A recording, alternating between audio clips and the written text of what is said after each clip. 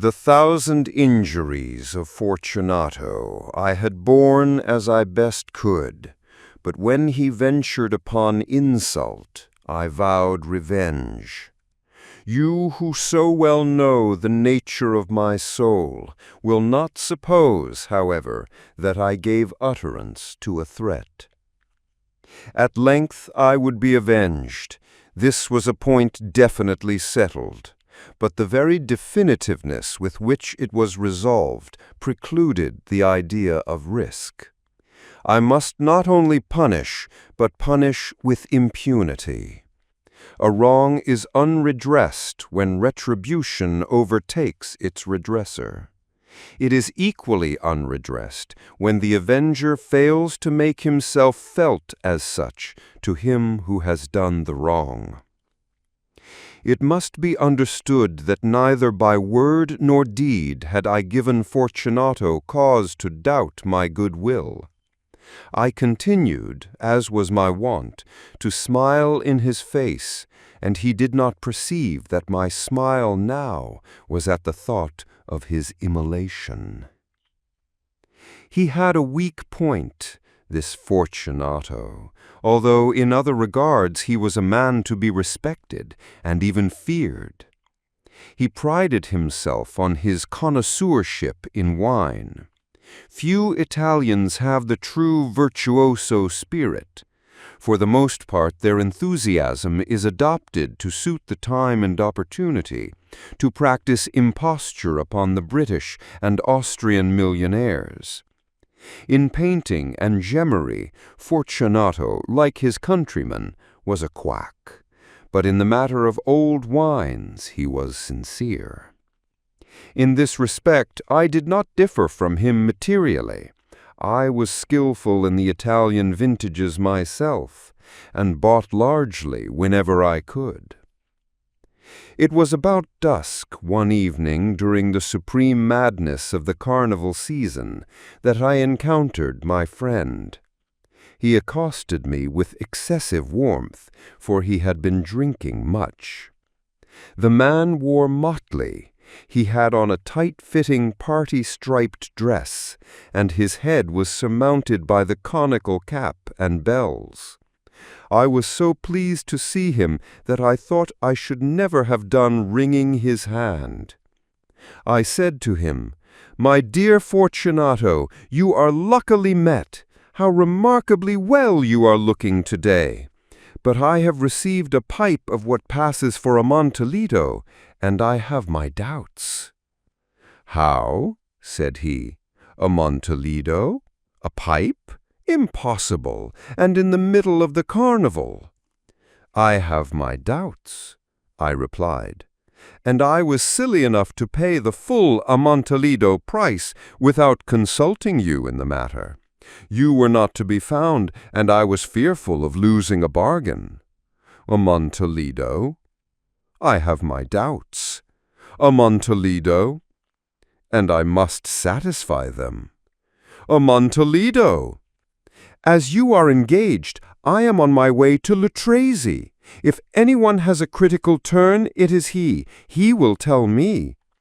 Luchesi cannot tell Amontillado from sherry.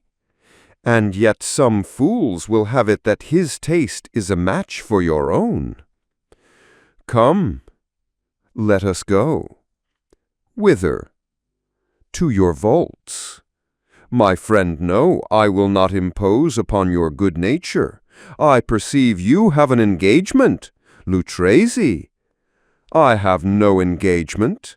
Come." "My friend, no, it is not the engagement, but the severe cold with which I perceive you are afflicted. The vaults are insufferably damp. They are encrusted with nitre." "Let us go, nevertheless. The cold is merely nothing. Amontillado, you have been imposed upon, and as for Luchesi, he cannot distinguish sherry from Amontillado." Thus speaking, Fortunato possessed himself of my arm, and putting on a mask of black silk and drawing a roquelaire closely about my person, I suffered him to hurry me to my palazzo. There were no attendants at home. They had absconded to make merry in honor of the time. I had told them that I should not return until the morning, and had given them explicit orders not to stir from the house. These orders were sufficient, I well knew, to ensure their immediate disappearance, one and all, as soon as my back was turned. I took from their sconces 2 flambeaux, and giving one to Fortunato, bowed him through several suites of rooms to the archway that led into the vaults. I passed down a long and winding staircase, requesting him to be cautious as he followed.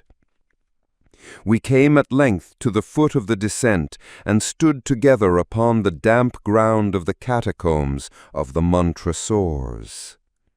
The gait of my friend was unsteady, and the bells upon his cap jingled as he strode. "The pipe?" he said. "It is farther on," I said, "but observe the white webwork which gleams from these cavern walls."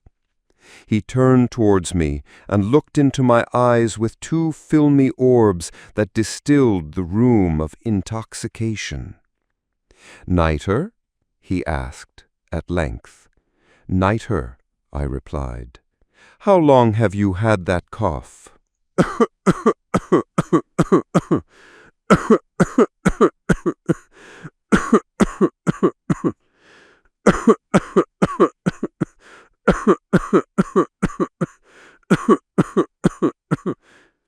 My poor friend found it impossible to reply for many minutes.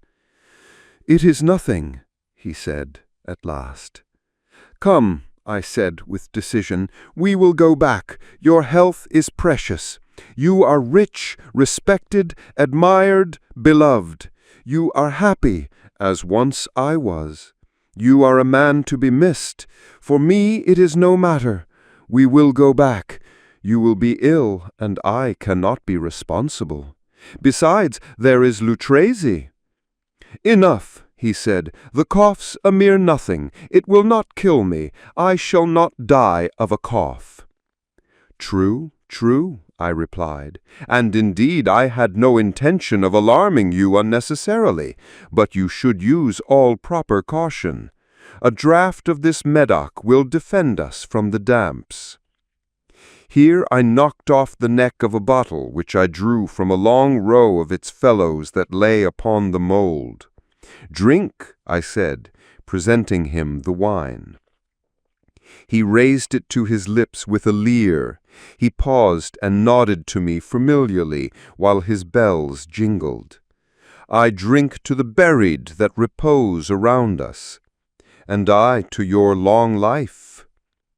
He again took my arm, and we proceeded. "These vaults are extensive," he said. "The Montresors were a great and numerous family." "I forget your arms." "A huge human foot door in a field azure. The foot crushes a serpent rampant, whose fangs are embedded in the heel." "And the motto?" "Nemo me impune licetsit."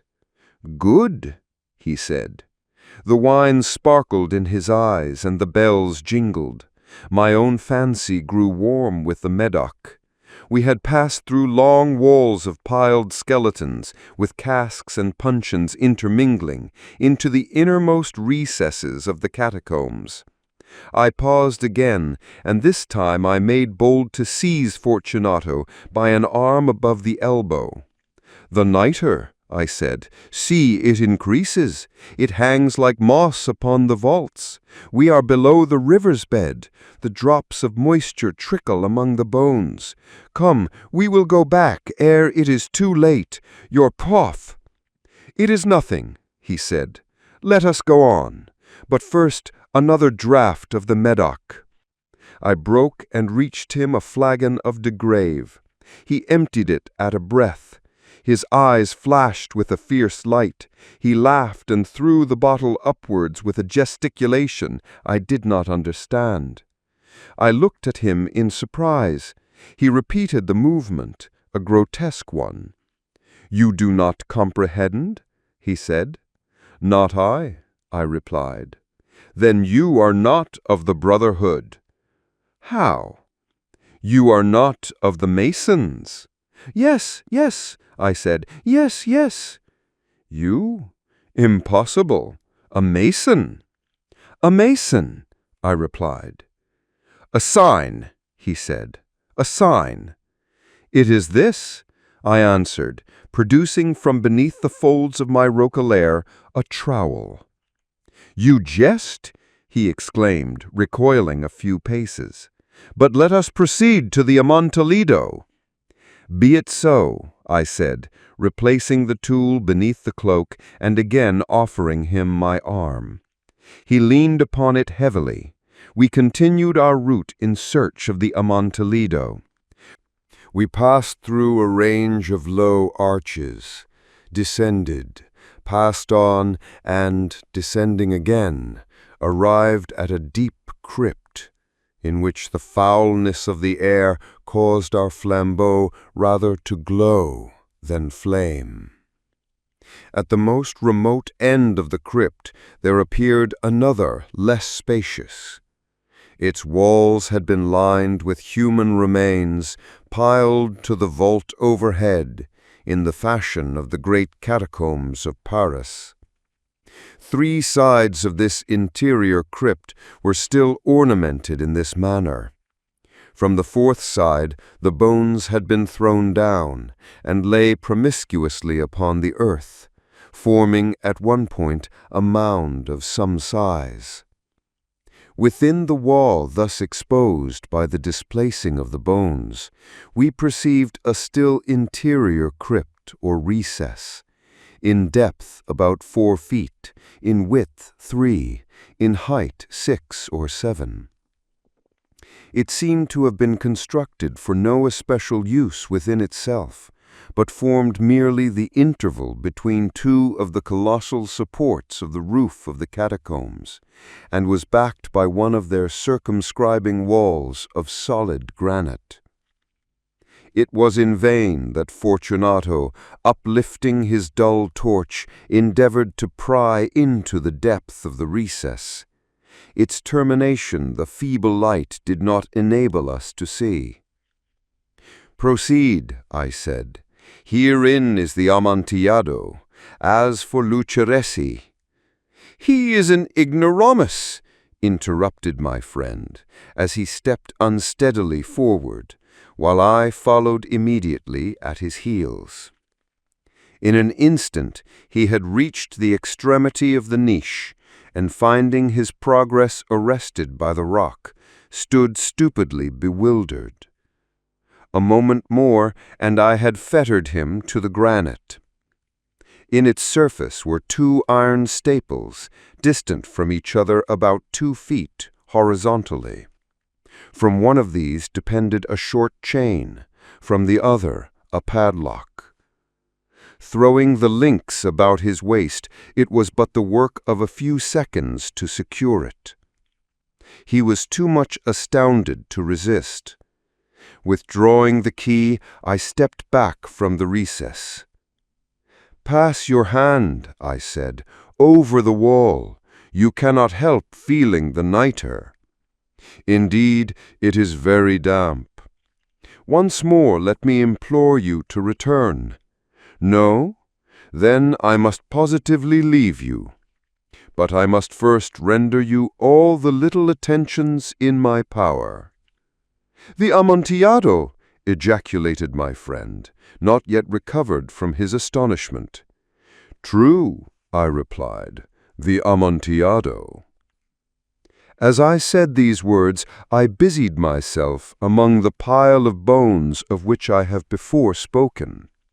Throwing them aside, I soon uncovered a quantity of building stone and mortar. With these materials, and with the aid of my trowel, I began vigorously to wall up the entrance of the niche. I had scarcely laid the first tier of the masonry, when I discovered that the intoxication of Fortunato had in a great measure worn off. The earliest indication I had of this was a low moaning cry from the depth of the recess. It was not the cry of a drunken man. There was then a long and obstinate silence. I laid the second tier, and the third, and the fourth, and then I heard the furious vibrations of the chain. The noise lasted for several minutes, during which, that I might hearken to it with the more satisfaction, I ceased my labors, and sat down upon the bones. When at last the clanking subsided, I resumed the trowel, and finished without interruption the fifth, the sixth, and the seventh tier. The wall was now nearly upon a level with my breast. I again paused, and holding the flambeau over the masonwork, threw a few feeble rays upon the figure within. A succession of loud and shrill screams bursting suddenly from the throat of the chained form seemed to thrust me violently back. For a brief moment I hesitated. I trembled. Unsheathing my rapier, I began to grope with it about the recess, but the thought of an instant reassured me. I placed my hand upon the solid fabric of the catacombs and felt satisfied. I reapproached the wall. I replied to the yells of him who clamored. I re-echoed, I aided, I surpassed them in volume and strength. I did this, and the clamorer grew still.